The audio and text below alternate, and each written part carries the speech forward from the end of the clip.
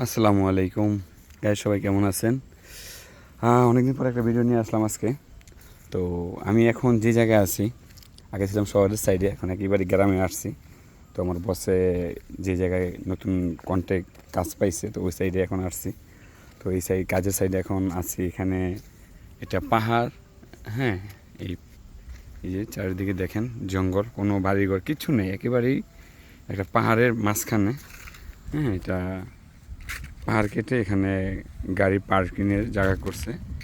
এই যে গাড়িগুলা, সবাই যে গাড়িগুলো যারা চালায়, ড্রাইভারগুলা সবাই অনেক দূরে থাকে, এখানে কেউই থাকে না।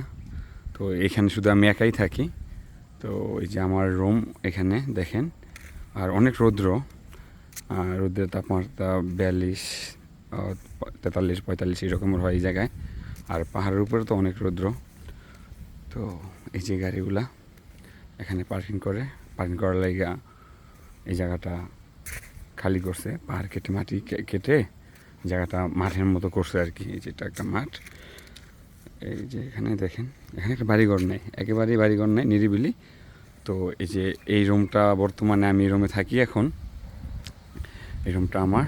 আর এখানে টয়লেটের জন্য কাজ করতেছে, বাকি আছে কিছু, তো 3-4 দিন লাগবে, তো হয়ে যাবে।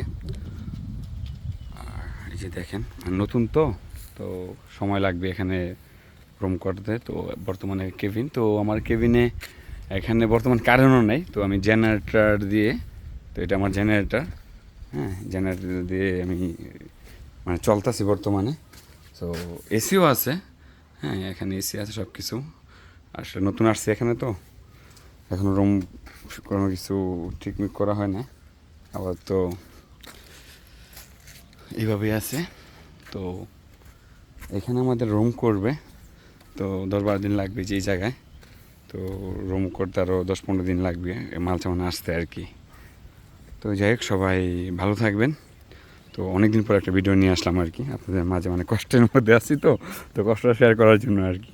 তো এই কষ্টটা আমার কাছে অনেক ভালো লাগে, বা ভালো লাগার মতো আর কি। খুবই নিরিবিলি, একেবারে নিরিবিলি, কোনো মানুষ নেই, একেবারে নীরব একটা জায়গা, চারিদিকে শুধু জঙ্গল, জঙ্গলের মাঝখানে আমি। তো অনেক বানর আছে, বানর দেখাবো আপনাদেরকে, হ্যাঁ।